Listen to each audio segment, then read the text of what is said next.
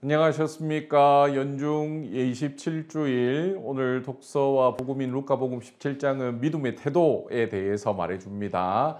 오늘날 많은 사람들이 믿음은 자기가 선택하는 것이라 생각하고 또 자기에게 유익하거나 편한 것만을 믿으려는 경향이 있습니다. 하지만 오늘 제1독서와 복음은 믿음의 태도가 자신의 선택에 있는 것이 아니라 하느님을 신뢰하고 사랑하기에 더더욱 성실하고 겸손하게 하느님을 믿고 살아가는 것이라 전해줍니다. 그럼 바로 오늘 제1독서의 말씀을 들어보도록 하겠습니다. 주님, 당신께서 듣지 않으시는데 제가 언제까지 살려달라고 부르짖어야 합니까? 당신께서 구해주지 않으시는데 제가 언제까지 폭력이다 하고 소리쳐야 합니까? 어찌하여 제가 불의를 보게 하십니까? 어찌하여 제가 재난을 바라보아야 합니까? 제 앞에는 억압과 폭력뿐 이느니 시비요 생기느니 싸움뿐입니다. 주님께서 나에게 대답하셨다. 너는 환시를 기록하여라. 누구나 막힘없이 읽어갈 수 있도록 판에다 분명하게 써라. 지금 이 환시는 정해진 때를 기다린다. 끝을 향해 치닫는 이 환시는 거짓말하지 않는다. 늦어지는 듯하더라도 너는 기다려라. 그것은 오고야 만다. 지체하지 않는다. 보라, 뻔뻔스러운 자를. 그의 정신은 바르지 않다. 그러나 의인은 성실함으로 산다. 하박국 예언자는 하느님께서 선택하신 백성 이스라엘이 쇠락해가는 기원전 625년에서 612년 사이에 활동한 예언자입니다. 이미 기원전 722년에는 북이스라엘이 아시리아에게 멸망하였고 남유다 왕국만이 바빌론에게 멸망을 당할 위기에 처해졌습니다. 기원전 587년에 남유다 왕국도 망해버리지요. 그래서 예언자는 하느님께 이런 불행한 상황에 대해 절규하듯 부르짖습니다. 주님, 당신께서 듣지 않으시는데 제가 언제까지 살려달라고 부르짖어야 합니까? 당신께서 구해주지 않으시는데 제가 언제까지 폭력이다 하고 소리쳐야 합니까? 어찌하여 제가 불의를 보게 하십니까? 어찌하여 제가 재난을 바라보아야 합니까? 제 앞에는 억압과 폭력뿐 이느니 시비요 생기느니 싸움뿐입니다 하고 오늘 제1독서 하박국서 1장 2절에서 3절은 얘기하고 있죠. 이러한 예언자의 절규는 사람들의 역사에서 하느님이 왜 이스라엘을 구해주시지 않느냐는 의문이 담겨 있습니다. 그러나 사람들의 역사는 힘 있는 사람들이 움직이는 것이 아니라 하느님이 움직이는 것이라고 성경의 역사는 말해줍니다. 그래서 하박국 예언자에게 하느님은 정해진 때, 이 때를 기다리라는데 그냥 기다리는 것이 아니라 성실함으로 의롭게 기다리라고 말씀하십니다. 하박국서 2장 3장은 이렇게 말합니다. 늦어지는 듯 하더라도 너는 기다려라. 그것은 오고야 만다. 지체하지 않는다. 하고 하느님은 말씀하시지요. 아시리아 제국이 북이스라엘을 패망시키고 바빌론 제국이 남유다 왕국을 패망시킬 터이지만 그래서 그 이스라엘은 아시리아와 바빌론의 이 지배를 받게 됩니다. 그렇죠? 이러한 굴곡의 역사를 통해서 하느님은 이스라엘에게 새로운 힘을 주시고 재건해 주실 것을 약속합니다. 하박국 예언자는 외세의 어려움을 극복하는 데 도움을 주는 하느님이 아닌 더 큰 관점으로 역사를 움직이는 역사의 주인이신 하느님을 이제 기다리라고 하는 거죠. 역사의 주인이신 하느님입니다. 그래서 그 역사의 주인이신 하느님을 찬양하는 하박국서 3장에는 이렇게 마무리합니다. 그러나 나는 우리를 공격하는 백성에게 들어닥칠 환난의 날을 조용히 기다린다. 무화과 나무는 꽃을 피우지 못하고 포도나무에는 열매가 없을지라도 올리브 나무에는 딸 것이 없고 받아 먹을 것을 내지 못할지라도 우리에서는 양떼가 없어지고 외양간에는 소떼가 없을지라도 나는 주님 안에서 즐거워하고 내 구원의 하느님 안에서 기뻐하리라. 주 하느님은 나의 힘, 그분께서는 내 발을 사슴 같게 하시어 내가 높은 곳을 치닫게 해주신다.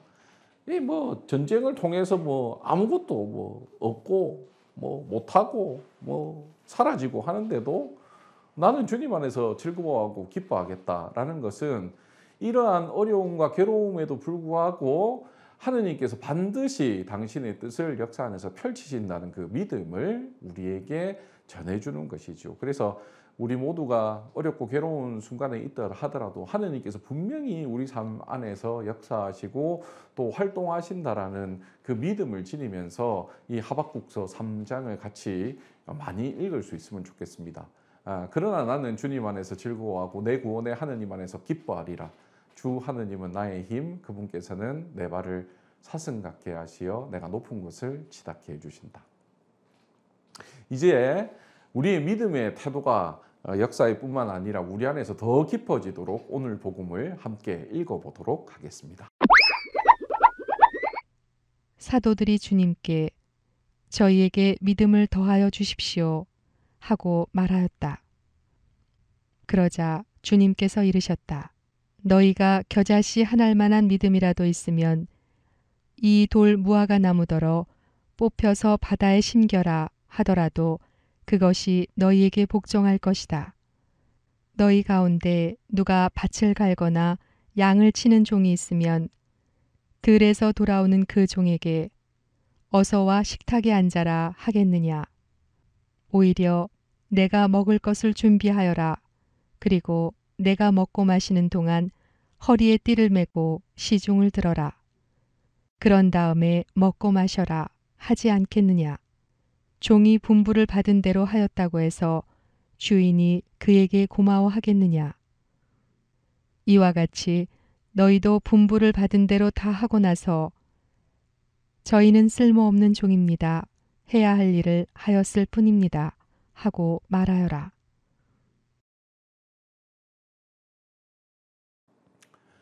오늘 복음 바로 앞에 단락인 루카복음 17장 1절에서 4절까지는 남을 죄짓게 하지 마라. 형제가 죄를 지으면 몇 번이고 용서해야 하라 라는 예수님의 가르침이 제시됩니다.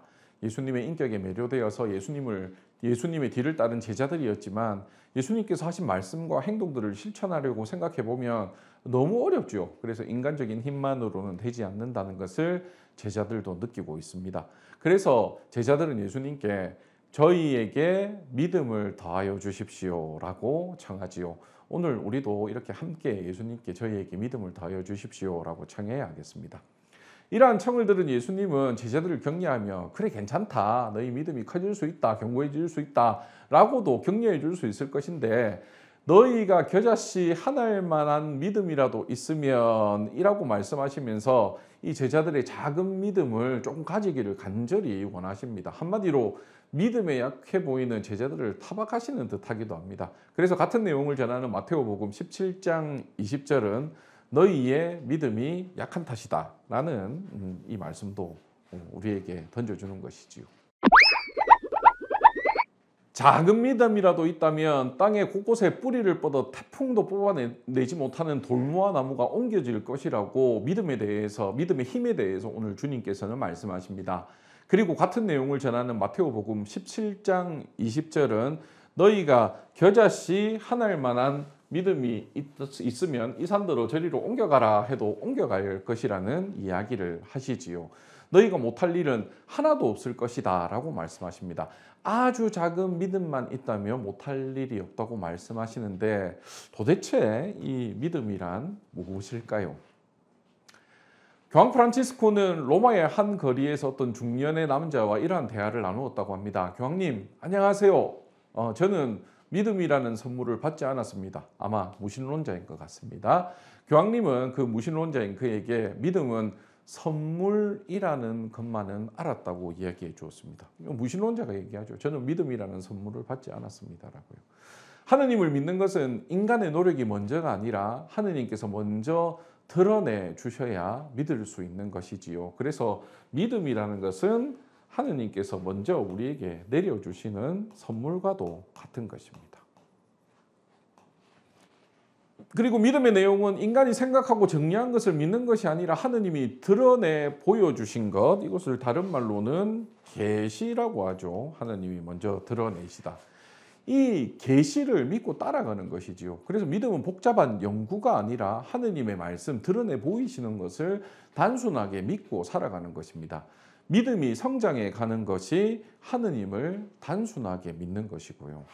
그런데 오늘날 많은 사람들이 하느님께서 주시는 것도 또 주신 것을 키워가고 성장하게 하는 것도 없이 자신의 기호에, 자신이 원하는 것에, 자신이 좋아하는 것에 믿음을 한정하려는 경향이 있습니다. 더군다나 믿음의 생활이나 또 봉사를 하면서 시간을 드는 것을 아까워하며 그 시간을 시급으로 환산하려는 경향도 우리에게는 나오지요. 믿음은 원천적으로 나에게서 벗어나 하느님에게로 넘어가는 일입니다. 그래서 제가 매우 좋아하는 단어인데 엑스타시, 이 황홀을 뜻하는 거죠. 요것은 엑스 스타투스, 자기의 상태를 넘어간다, 자기를 벗어난다. 이것이 황홀의 일이라고 합니다. 하느님께서는 당신의 평화와 사랑 안에 머물라고 나 자신에게서 아니라 하느님 안에 머물라고 우리를 초대하시지요.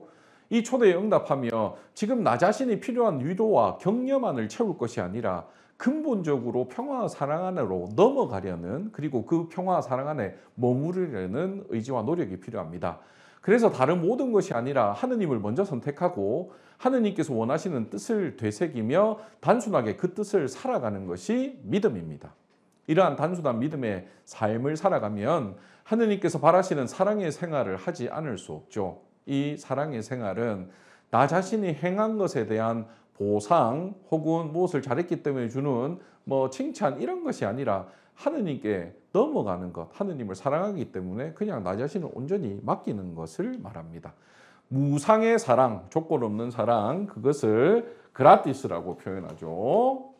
공짜로 하느님께서 우리에게 사랑을 주셨기에 우리도 공짜로 다시 하느님께 드리는 겁니다. 무상의 사랑이 먼저 초대하고 무상의 사랑으로 우리는 응답합니다. 믿기 때문에 사랑할 수밖에 없는 것이지요.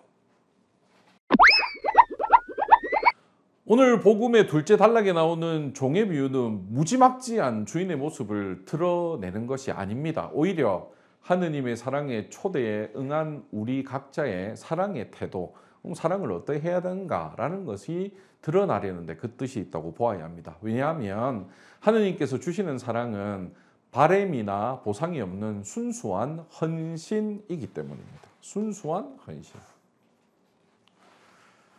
사랑했다고 해서 상을 바라는 것도 아니고 사랑했다고 해서 권리를 주장하는 것도 아닙니다. 그저 사랑한 것으로만 만족합니다.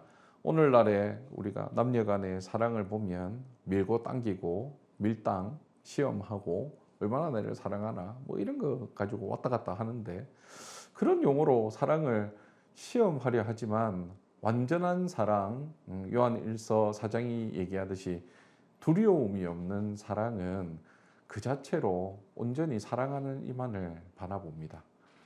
그래서 내가 사랑했고 사랑받았음에 감사하고 그것이 다인 거지요. 사랑 안에 완전히 머무는 것입니다. 그래서 무지막지한 주인에게 그 종은 저희는 쓸모없는 종입니다. 해야 할 일을 하였을 뿐입니다. 라고 오늘 복음은 얘기합니다. 이것은 굴종, 굴복 이런 거 아닙니다. 굴종, 굴복. 네. 무릎을 꿇는 거 이런 거 아닙니다. 오히려 사랑이라고만 표현할 수 있을 것입니다.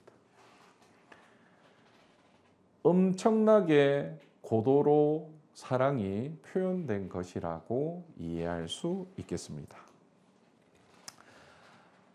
믿는다는 것은 하느님이 개입이 이루어지기를 기다리고 또 바란다는 것을 성실하게 살아가는 것입니다. 또한 믿는다는 것은 사랑하기 때문에 사랑하는 이만이 드러나기를 겸손하게 바라는 것입니다.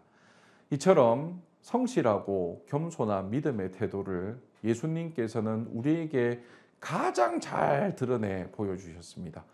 안 되는 상황 안에서도 하느님이 지금 활동하고 계신다.